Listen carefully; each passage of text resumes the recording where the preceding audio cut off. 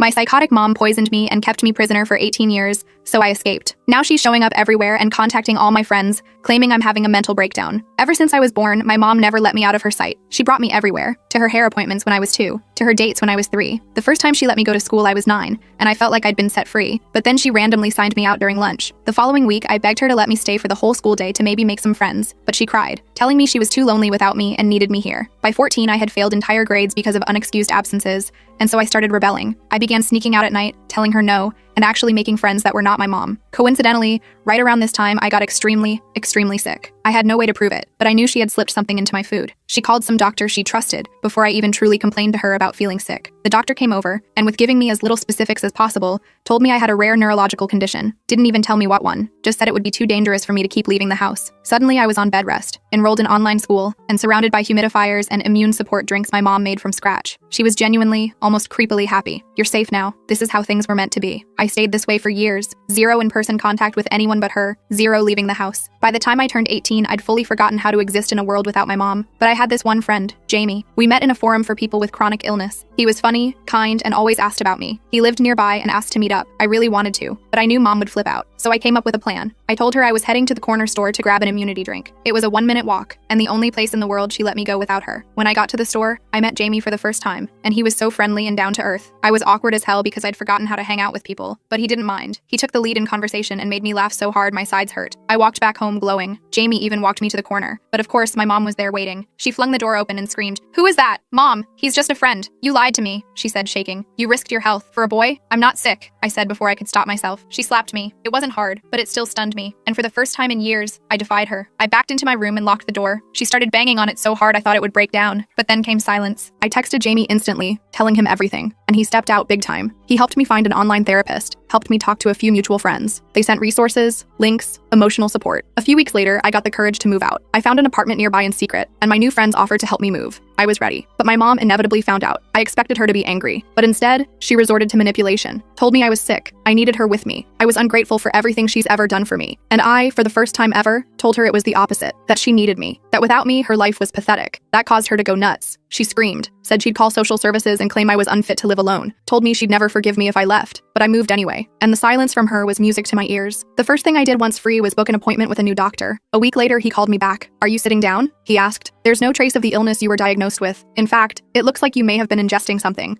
that mimics symptoms of neurological distress. Poison? A slow dosage. Over time. Have you taken any unusual supplements?" My whole world stopped. I had always suspected my mom was responsible for my illness, and now I had proof. My stomach turned. I walked back to my apartment slowly. When I got home, I found a package leaning against my door. No shipping label, just my name scrawled across the top in my mother's handwriting. My stomach clenched. I brought it inside and stared at it for a full 5 minutes before working up the courage to open it. The tape made a ripping sound that seemed too loud in my quiet apartment. Inside was my childhood teddy bear, Mr. Buttons, along with a handwritten letter and several bottles of the special supplements Mom had always given me. Mr. Buttons' fur was worn thin in places from years of being clutched during episodes, his glass eyes reflecting my horrified expression. The letter was 8 pages long, detailed in my mother's precise handwriting, detailing how worried she was, how I was making a terrible mistake, how I needed these medicines or I would relapse. "You'll start feeling the symptoms again soon," she wrote. "When you do, take these immediately and call me. I'll come get you. No questions asked." The paper was slightly damp in places, marked with what I assumed were tears. I dropped the letter like it had burned me. I grabbed the bottles and marched to the bathroom, unscrewing each cap and dumping the contents into the toilet. The colorful capsules and tablets swirled in the water before disappearing. Some floated briefly, their bright colors stark against the white porcelain. I flushed twice to make sure they were gone, watching until the water ran clear. Then I texted Jamie. She left medicine at my door. I flushed it. My hands were still shaking, the ghost of those pills lingering on my fingertips. His reply came quickly. "Good. Did you touch any of it?" "Number well, just the bottles." I looked down at my hands, suddenly paranoid. "Wash your hands anyway, and maybe call the police? This could be evidence." "I hadn't thought of that." "I will, thanks." I scrubbed my hands with soap until my skin turned red, the smell of lavender reminding me too much of home. I called the non-emergency police line and reported the package. The officer who took my call sounded bored, asking routine questions in a monotone voice. They said they'd send someone to collect it as evidence, but it might not be until tomorrow. I put everything back in the box and set it outside my door, unable to bear having it in my apartment any longer. That night, I had a nightmare about being trapped in my old bedroom, surrounded by humidifiers pumping out toxic mist while Mom stood in the doorway, smiling that satisfied smile. In the dream, the mist had a visible green tint, swirling around me like tentacles as I tried to scream. I woke up gasping, sheets soaked with sweat, the phantom smell of those immune support drinks lingering in my nostrils. My phone showed 3:17 a.m. and a notification, an email from my mother. I know you're awake. You always wake up around 3. Your body is telling you something's wrong. Let me help you, baby. The blue light of the screen illuminated my dark bedroom, making the shadows seem deeper, more threatening. Ice flooded my veins. I crawled to the window and peeked through the blinds, the plastic slats cool against my fingertips. Sure enough, Mom's car was parked across the street, headlights off. I could make out her silhouette in the driver's seat, a darker shadow in the darkness. Was she watching my window? Could she see me peeking out? I called 911. My mother is stalking me, I told the dispatcher, my voice shaking. She's outside my apartment right now. She's been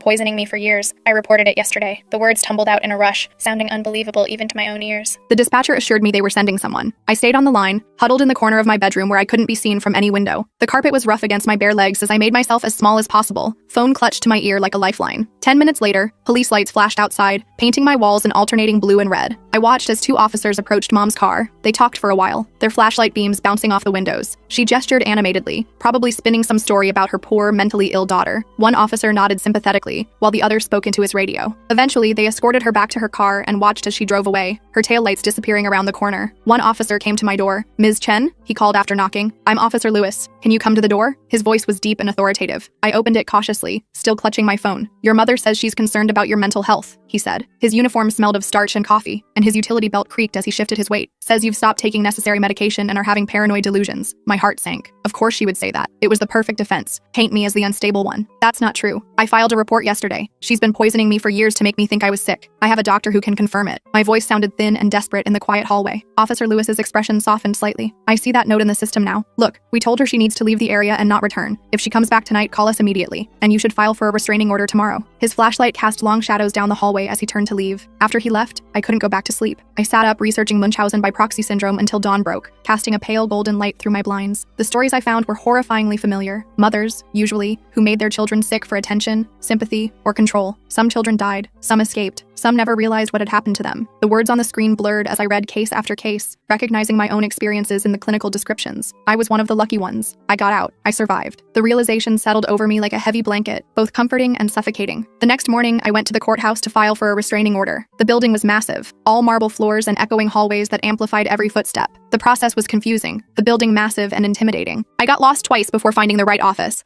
following signs with increasingly small print and confusing directions. "Do you have documentation of the abuse?" the clerk asked, looking bored. Her nails clicked against her keyboard as she barely glanced up at me. "I have medical records showing I was poisoned," I said, "and a police report from yesterday." My voice echoed slightly in the cavernous room, making me feel even smaller. She slid a stack of forms across the counter. "Fill these out, all of them. The judge reviews emergency petitions at 2 p.m. The papers were intimidatingly official, covered in legal jargon and tiny print. I sat in the waiting area, methodically working through the paperwork. The bench was hard and uncomfortable, and the fluorescent lights buzzed overhead, giving me a headache. Some questions were easy: name, address, relationship to the abuser. Others were harder. Describe the most recent incident of abuse. Describe why you fear for your safety. List all previous incidents of abuse with approximate dates. How could I summarize a lifetime of manipulation in these tiny boxes? How could I explain that every "I love you" had been a chain, every special meal a dose of poison, every "you need me" a prison bar? I wrote until my hand cramped, the pen leaving indentations in my fingers where I gripped it too tightly. At 2:30, they called my name. The judge, an older woman with silver-streaked hair, reviewed my paperwork. Her reading glasses perched on the end of her nose, and she smelled faintly of peppermint as she flipped through the pages. "This is a serious accusation," she said, peering at me over reading glasses. "Poisoning over a period of years." Her voice was neither sympathetic nor dismissive, just matter of fact. "Yes, Your Honor." My voice sounded small in the wood-paneled courtroom. "And you have medical evidence?" She held out her hand expectantly. I handed over the lab results my new doctor had given me. "These show traces of several substances in my system that shouldn't be there. My doctor believes they were administered consistently over a long period." The papers trembled slightly in my hand as I passed them over. She reviewed the papers, frowning. Her reading glasses reflected the overhead lights as she studied the documents. "I'm granting the temporary order. Your mother cannot contact you or come within 100 yards of you, your residence, or your workplace. We'll have a full hearing in 2 weeks where both parties can present evidence." The gavel made a sharp crack as she brought it down, making me jump. Relief washed over me. "Thank you." The words felt inadequate for what this meant. A legal shield between me and the person who had controlled my entire life. "Ms. Chen," she added as I turned to leave, "if these allegations are true,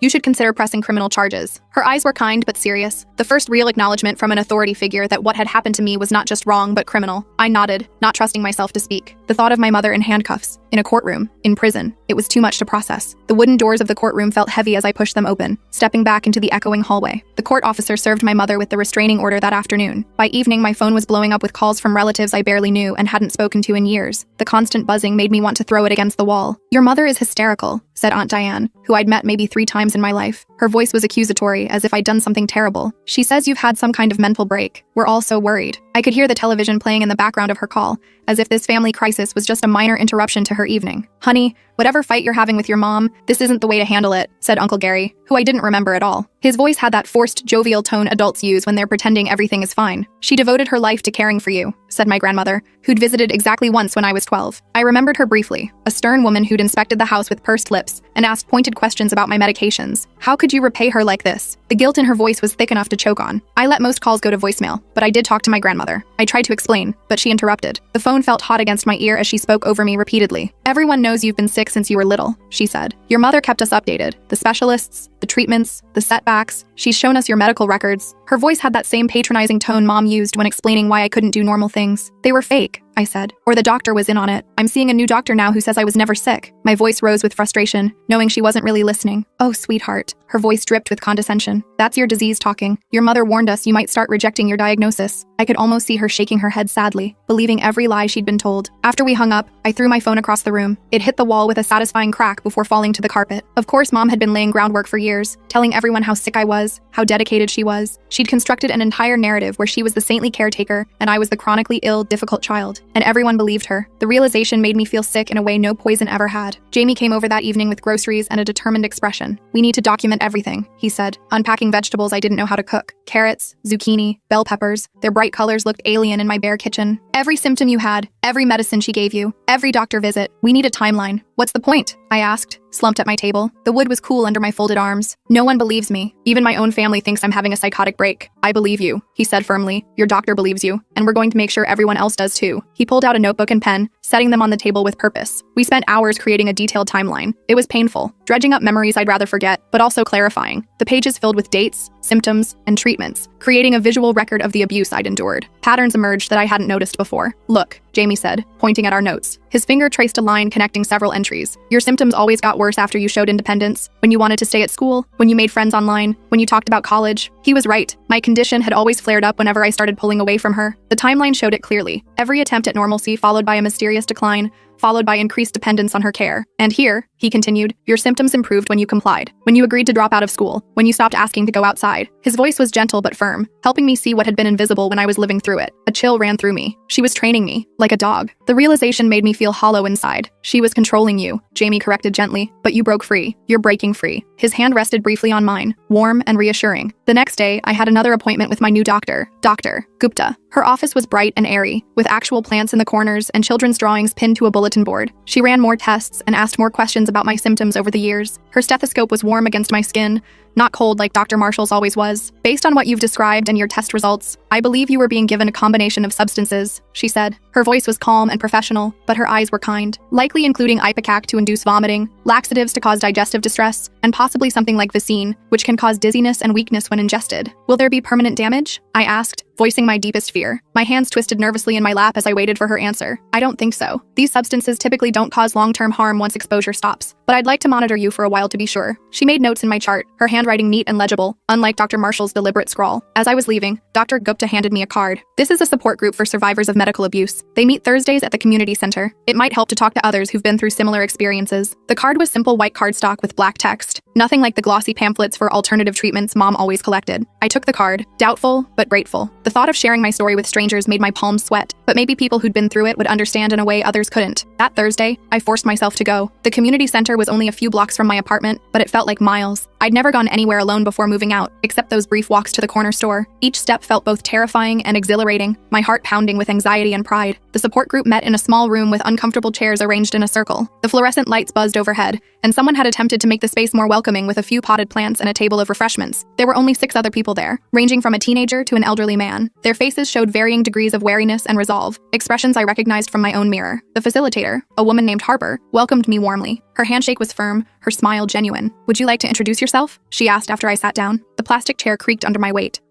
I hesitated, suddenly unsure what to say. Victim? Survivor? Daughter? The words stuck in my throat as everyone watched expectantly. I'm Betty. My mother has Munchausen by proxy. She made me sick for most of my life to keep me dependent on her. I just figured it out a few weeks ago. The words hung in the air, my truth finally spoken aloud to people who might understand. The others nodded in understanding. No shock, no disbelief, just recognition. Their eyes held the same haunted knowledge I saw in my own. When did you escape? Asked the elderly man. His hands were gnarled with arthritis, but his eyes were sharp and kind. 3 weeks ago, I moved out, got a restraining order. My voice grew stronger as I spoke, each word a small victory. That's huge, said a woman about my age. Her hair was cut very short, and a scar peeked out from her collar. I didn't get away until I was 27. One by one, they shared their stories. Different details, but the same themes. Manipulation, isolation, medical procedures they didn't need, medications that made them worse instead of better. Some had been sick their entire childhoods, others for just a few years. All had that same look in their eyes, the look of someone who had been betrayed by the person who should have protected them most. The hardest part for me, said the teenager, her voice soft but determined, was accepting that my mom didn't love me the way a parent should, that her care was actually abuse. She twisted a bracelet around her wrist as she spoke, the beads clicking softly. I felt tears welling up. Sometimes I still miss her, I admitted. Is that crazy? After everything she did? The question had been burning inside me, making me doubt my own resolve. It's normal, Harper assured me. She was your whole world. It's okay to grieve that relationship, even while recognizing how toxic it was. Her words settled something inside me, giving permission for the complicated feelings I'd been fighting. I left the meeting feeling less alone. These people understood what even my own family couldn't. They didn't question my story or suggest I was overreacting. They just nodded and said, me too. It was the most validated I'd felt since this whole nightmare began. The next day, I received an email from Dr. Marshall, Mom's trusted doctor who had diagnosed me with that fake neurological condition. My hand shook as I opened it, the cursor hovering over the message for several seconds before I clicked. Dear Ms. Chen, I understand you've made certain allegations regarding your mother and the care you received under my supervision. I want to assure you that all treatments and diagnoses were medically sound based on the symptoms presented. However, I am retiring from practice next month and will be closing my patient files. If you wish to obtain copies of your medical records, please contact my office within the next 2 weeks. Sincerely, Edward Marshall, MD. The formal language couldn't hide what was really happening. He was running, covering his tracks. The computer screen glowed accusingly as I read the email 3 times, anger building with each reading. I forwarded the email to Jamie with the message. He's running. The keyboard clacked loudly as I typed, my fingers pressing the keys harder than necessary. Jamie called immediately. This is good, actually. It means he's scared. We should get those records before he loses them. His voice was excited, seeing the opportunity I'd missed through my anger. The next day, we went to Dr. Marshall's office together. It was in a small, dingy building I remembered all too well. The waiting room smelled of old magazines and cheap air freshener, and the chairs were the same uncomfortable vinyl they'd always been. The receptionist, a new one I didn't recognize, had me fill out a records request form. Her nails were long and brightly colored, clicking against the keyboard as she processed my request. There's a $25 processing fee, she said. I handed over the cash, wondering how many other fake patients had passed through these doors, how many other families had been deceived. It'll take a few days, she added. We'll call when they're ready. She handed me a carbon copy of the request form, the paper thin and easily tearable. As we were leaving, the door to the back office opened, and Dr. Marshall himself stepped out. He froze when he saw me, his face paling beneath his tan. He looked older than I remembered, the lines around his eyes deeper, his hair grayer. Betty, he said, recovering quickly. How are you feeling? His smile didn't reach his eyes, and I noticed a slight tremor in his hand as he clutched a patient file. Better, I said coldly. Much better since I stopped taking the treatments you and my mother were giving me. The words felt like stones in my mouth, hard and satisfying to spit out. His smile tightened. I'm glad you're doing well. If you'll excuse me, I have a patient waiting. He tried to step around me, but I moved to block his path. Did you know? I asked before he could escape. Did you know she was poisoning me? Or did she fool you too? My voice was steady despite the rage bubbling inside me. He glanced at the receptionist who was watching with undisguised interest. Her fingers paused over her keyboard. I think you're confused about your medical history. Perhaps we could discuss this privately sometime. His cologne was too strong, cloying, and artificial. No need, I said. The police will be contacting you soon enough. I felt a small thrill of satisfaction as his professional mask slipped for just a moment, revealing the fear beneath. His face hardened. Be careful about making unfounded accusations, Betty. They could be considered defamatory. The threat was clear in his voice, but it didn't frighten me the way it once might have. Jamie put his hand on my arm, gently pulling me toward the door. We should go. His touch was light but grounding, reminding me we had a plan. Outside, I was shaking with rage. The sunlight seemed too bright after the dim office, and car horns blared in the distance. He knew. He had to know. My voice trembled with emotion. We'll get the records, Jamie said, and then we'll have proof one way or the other. His calm confidence steadied me, helping me focus on the next step rather than my anger. 3 days later, I got a call from Dr. Marshall's office. My records were ready. When I went to pick them up, I was handed a thin folder containing barely a dozen pages. The receptionist avoided eye contact as she passed them over. This can't be everything, I said to the receptionist. I was his patient for 3 years. The folder felt insultingly light in my hands. She shrugged. That's all we have in your file. Her indifference was practiced, professional. I flipped through the sparse documentation, basic intake forms, a few vague notes about neurological symptoms of unknown origin, prescriptions for vitamins and supplements, nothing that would raise red flags, nothing about the specialized treatments Mom had claimed I was receiving, nothing about the extensive tests Dr. Marshall had supposedly run. They'd sanitized my records, or maybe they'd never kept accurate records in the first place. Either way, the evidence I'd hoped for wasn't there. The pages felt flimsy and inadequate in my hands, much like the medical care I'd received. I took the folder to the police station and added it to my case file,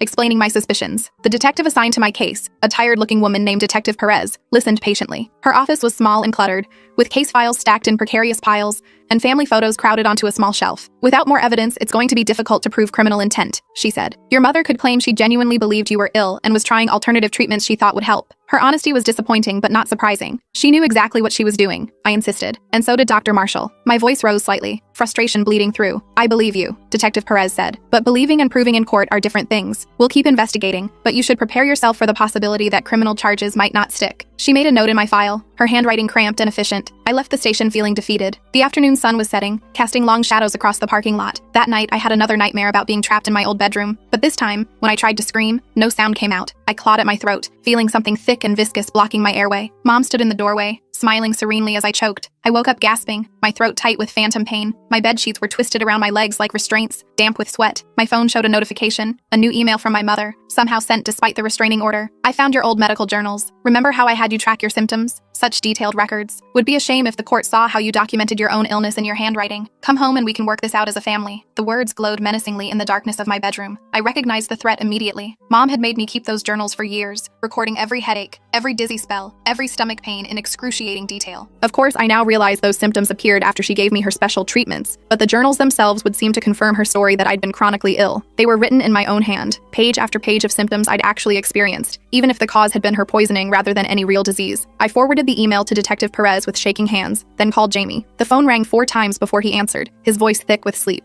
She's not going to stop, I said when he answered. She's threatening to use my symptom journals against me. My voice cracked with fear and exhaustion. That's actually good, Jamie said, surprising me. I heard rustling as he sat up in bed. It proves she's still trying to manipulate and control you, which supports your case. And those journals might help us more than hurt us if we can show the symptoms always appeared after she gave you something. His logic was sound, but it did little to calm the panic rising in my chest. Maybe, I said, unconvinced. But what if people believe her? What if they think I'm making all this up for attention? The thought made me feel sick, that I could escape physically but still be trapped by her narrative. Then they're wrong, Jamie said simply, and we'll keep fighting until we find people who believe the truth. His certainty was comforting, even if I couldn't fully share it. The next day, I forced myself to go to the corner store, needing to prove I could still function despite my fear. The familiar walk felt different now, both comforting in its routine and terrifying in its exposure. The sidewalk was damp from an early morning rain, and puddles reflected the cloudy sky. As I was paying for a bottle of water, I glanced out the window and froze. Mom was sitting in her car across the street watching the store. Her blue sedan was parked under a tree, partially obscured by branches, but unmistakable. I ducked behind a display, heart pounding. She was violating the restraining order. I should call the police. But what if she left before they arrived? What if they didn't believe me again? I texted Jamie. She's outside the corner store, watching. Then I called 911, keeping my voice low as I explained the situation. The candy display I was hiding behind smelled strongly of chocolate and artificial fruit flavors, making me slightly nauseated. The dispatcher assured me officers were on their way but advised me to stay inside the store where it was safe. I peeked around the display. Mom was still there, staring at the store entrance with an intensity that made my skin crawl. She'd always had that look when she was determined to get her way. When I begged to stay at school, when I asked to go to a friend's house, when I said I wanted to try going to college. It was the look that usually preceded a new episode of my condition. The store owner, Mr. Kumar, noticed my distress. "Everything okay, miss?" His voice was kind, his accent thick. He'd known me for years as the sickly girl who only came to buy small items with her mother's permission. "My mother is outside," I whispered. "There's a restraining order. She's not supposed to be near me." The words felt strange to say aloud to someone who had seen us together so many times. He frowned and moved to the window. "The blue sedan?" His expression darkened as he recognized the car. I nodded. "Stay in the back," he said, gesturing to the storage area behind the counter. "Police coming?" "Yes." I huddled in the storage room, surrounded by boxes of inventory, feeling like a child hiding from a monster. The space smelled of cardboard and various snack foods, and a small fan whirred in the corner. Through a small window, I could see the street. Police lights appeared, and 2 officers approached Mom's car. Their uniforms were dark against the gray day, badges catching what little sunlight broke through the clouds. I couldn't hear what was said, but I could see Mom gesturing frantically, pointing at the store. One officer stayed with her while the other came inside. "Betty Chen?" he called. His voice echoed slightly in the small store. I emerged from the back room. "That's me." My legs felt unsteady as I walked toward him. "I'm Officer Martinez. Your mother claims she was just driving by and stopped to make a phone call. Says she didn't know you were in here." His expression was neutral, professional. "That's a lie," I said. "This is the only store I ever go to. She knows that. She only let me walk here for years. Nowhere else." My voice grew stronger as I spoke, conviction overriding fear. Officer Martinez's expression shifted slightly. We're going to take her in for violating the restraining order. Would you be willing to come to the station to make a statement? He pulled out a small notebook, pen poised. I nodded, relief washing over me. Finally, someone was taking this seriously. The weight of constant vigilance lifted slightly from my shoulders. At the station, I gave my statement while Mom was processed in another room. The interview room was small and plain, with uncomfortable chairs and a table bolted to the floor. Detective Perez appeared, looking slightly less tired than before. Her coffee mug had a chip in the rim, and she set it down carefully as she reviewed my statement. This helps your case, she said. Shows a pattern of stalking and harassment. The DA might be more willing to pursue charges now. She made notes in my file, adding to the growing documentation of my mother's behavior. As I was leaving, I glimpsed Mom being led to a holding cell. Our eyes met briefly. Hers were filled not with anger or even shame, but with a terrible, possessive love that chilled me to the bone. It was the same look she'd had when I was sick in bed, completely dependent on her care. You'll come back to me, she mouthed. You always do. Her confidence was absolute, as if my escape was just a temporary inconvenience. I turned away, walking out into the sunlight, determined to prove her wrong. The station doors felt heavy as I pushed through them, symbolic of the weight I was leaving behind. That night, Jamie and several friends came over with pizza and board games, a normal young adult hangout they'd organized to help me experience the social life I'd missed. The apartment filled with the smell of cheese and tomato sauce, and the sound of laughter seemed to brighten the space. It was awkward at first. I didn't know the games, didn't get the jokes, didn't understand the references to movies and shows I'd never been allowed to watch, but they were patient. Autumn explained the rules of each game twice without making me feel stupid. Her purple hair caught the light as she leaned forward to move game pieces, showing me strategies without taking over. Lewis paused to clarify pop culture references, never making me feel left out for not knowing what everyone else seemed to take for granted. Cameron asked questions about what I liked, genuinely interested in getting to know me, treating me like a person with preferences and opinions worth hearing. By the end of the night, I was laughing, really laughing, for what felt like the first time in my life. My cheeks hurt from smiling, a strange but wonderful sensation. The pizza boxes were empty, cards and game pieces scattered across the table, and I felt something unfamiliar, belonging. After everyone left, Jamie stayed to help clean up. We moved around the small kitchen, putting away leftovers and washing glasses, falling into an easy rhythm. Thank you, I said, for everything. I don't know what I would have done without you. The words felt inadequate for the lifeline he'd thrown me. You would have figured it out, he said confidently. You're stronger than you think. He stacked plates in the sink, the ceramic clinking softly. I don't feel strong. I feel scared all the time. I folded a napkin into smaller and smaller squares, not meeting his eyes. Being scared and being strong aren't mutually exclusive. He gathered the pizza boxes. The fact that you're scared but doing it anyway, that's the definition of courage. His words settled over me like a warm blanket. I thought about that after he left. Maybe he was right. Maybe getting out of bed each morning, walking to the corner store, filing police reports, attending support groups. Maybe all of it was courage I hadn't recognized in myself. The apartment was quiet but not lonely, the silence peaceful rather than oppressive. 2 days later, I received a call from Aunt Diane. Betty, I need to tell you something about your mother. Her voice was different than during our last conversation. Hesitant, almost guilty. I tensed. What about her? I sat down on the couch, preparing myself for another defense of Mom's actions. When you were little, before you got sick, she did the same thing to your father. The words hung in the air between us, heavy with implication. I sank deeper into the couch. What? The single word was all I could manage as my mind raced to process this new information. He was healthy when they met. Then he started having all these mysterious symptoms. Doctors couldn't figure it out. Your mother took care of him, managed all his medications. He got worse and worse. Aunt Diane's voice cracked slightly, emotion breaking through after years of silence. My mouth went dry. What happened to him? Mom had always told me my father abandoned us when I was a baby, that he couldn't handle having a family, that he'd chosen freedom over responsibility. The photograph she kept of him showed a thin, pale man with kind eyes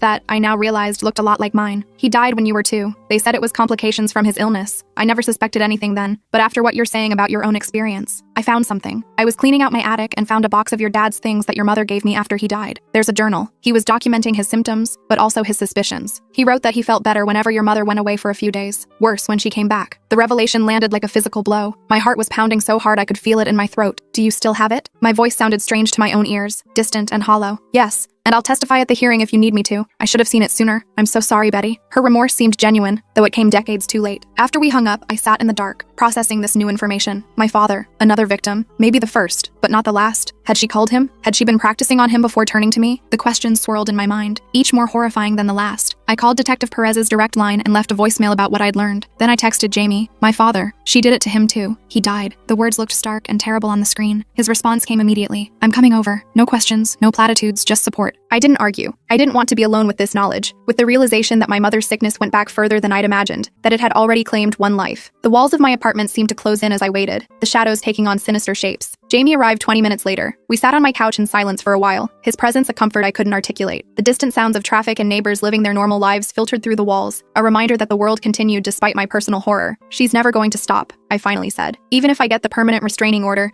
Even if they charge her with abuse, she'll keep trying to get to me. The certainty settled in my bones, cold and heavy. Then we'll keep stopping her, Jamie said, every time, until she gives up or is put somewhere she can't reach you. His determination was fierce, his belief in our ability to win this battle unwavering. I nodded, wanting to believe him, but deep down, I knew the truth. This wasn't over. It wouldn't be over until one of us was gone. The thought should have terrified me, but instead, it hardened something inside me. I had survived her poisoning. I had escaped her control. I would survive this too. The day of the permanent restraining order hearing arrived. I put on my yellow sundress, my small act of defiance, and went to court. The fabric felt lighter now, more familiar against my skin. Jamie, Autumn, and Louie came with me for support, a small army of friends I never thought I'd have. Aunt Diane met us there, carrying a worn leather journal. Your dad's, she said, handing it to me. I've marked the relevant pages. The leather was soft from handling, the pages yellowed with age. I clutched it like a lifeline. Here was proof I wasn't crazy, that Mom had done this before, that I wasn't her first victim. The journal felt heavy with the weight of truth. Mom arrived with her lawyer, a slick-looking man in an expensive suit. She was dressed conservatively, hair pulled back, wearing minimal makeup, the picture of a concerned mother, not the manipulative abuser I knew her to be. Her shoes clicked sharply on the marble floor as she approached, each step measured and deliberate. When she saw me, her face crumpled into a practiced expression of maternal concern. Betty, honey, she called across the courtroom. It's not too late. We can fix this. Her voice had that familiar coaxing tone she used when trying to get me to take my medicine. I turned away, focusing on the judge's empty bench. The courtroom smelled of furniture polish and anxiety, and the wooden seats were hard and uncomfortable. The hearing began. My lawyer presented the evidence, medical records showing no trace of the neurological condition I'd supposedly had for years, test results indicating substances in my system consistent with poisoning, the police report from Mom's restraining order violation, testimony from Dr. Gupta about my improving health since moving out. Then Aunt Diane testified, presenting my father's journal as evidence of a pattern of behavior going back years. The courtroom was silent as she read entries describing symptoms identical to those I'd experienced, followed by suspicions that grew stronger as his health deteriorated. Mom's lawyer tried to paint me as mentally unstable,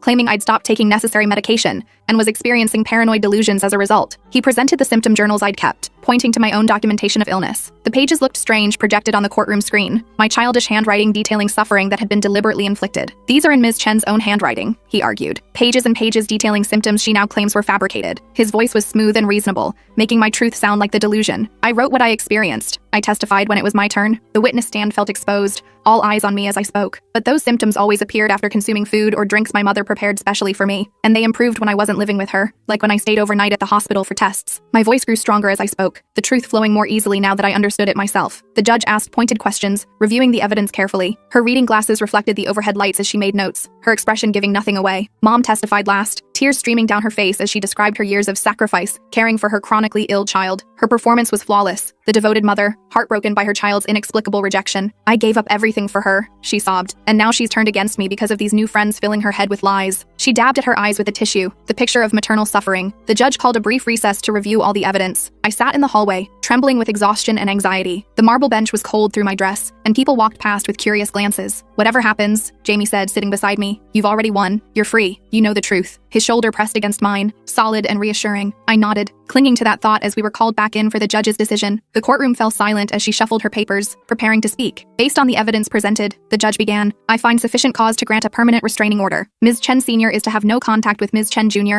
and must remain at least 500 yards away from her person, residence, and place of employment or education. Her voice was firm and clear, leaving no room for misinterpretation. Relief washed over me, the first official acknowledgement that I needed protection from the woman who should have protected me. The judge continued, I am also referring this case to the district attorney's office for review of potential criminal charges, including assault, poisoning, and child abuse. She looked directly at my mother as she spoke, her expression stern. Mom let out a wail that made my skin crawl, the same sound she'd made when I told her I was moving out. Her lawyer put a restraining hand on her arm, but she shook him off, rising from her seat. Her carefully constructed facade crumbled, revealing the desperation beneath. You can't do this to me, she screamed, looking at me rather than the judge, her face contorted with rage and something like panic. After everything I've done for you, you'd be nothing without me. You'll come crawling back when you get sick again, and you will get sick. Spittle flew from her mouth as she shouted. Court officers moved toward her as her voice rose to a shriek. You need me! You need me! Her words echoed in the high-ceilinged room as they took her by the arms. As they escorted her out, still screaming, I sat frozen, her words echoing in my head. For a moment, a sliver of doubt crept in. What if she was right? What if I did get sick again? What if I couldn't survive without her? The old programming tried to reassert itself, years of conditioning telling me I was helpless, dependent, broken. Then Jamie's hand found mine, warm and solid. You don't need her, he whispered. You never did. His fingers intertwined with mine, anchoring me to the present, to the truth. Outside the courthouse, I took a deep breath of fresh air. The sun was warm on my face, and a slight breeze carried the scent of nearby flowering trees. The restraining order was a victory, but I knew this wasn't truly over. Mom would find ways to reach me, to try to pull me back into her orbit. The criminal investigation would mean more statements, more evidence, more confrontations. But for now, I had won this battle. I had spoken my truth and been believed. I had taken one more step away from her shadow and into the light of my own life. The future stretched before me, uncertain but mine to shape. I pulled out my phone and blocked every unknown number that had contacted me in the past weeks. Then I deleted my mother's contact information entirely. The action was small but significant, cutting one more tie that bound us. "What now?" Jamie asked as we walked down the courthouse steps. Sunlight glinted off the polished stone, almost blindingly bright after the dim interior. I looked up at the clear blue sky, feeling the weight of the future, my future, stretching out before me. Possibilities I'd never considered suddenly seemed within reach. College, travel, friendships, a normal life. "Now I figure out who I am," I said, without her. The words tasted like freedom, sweet, terrifying, and completely mine.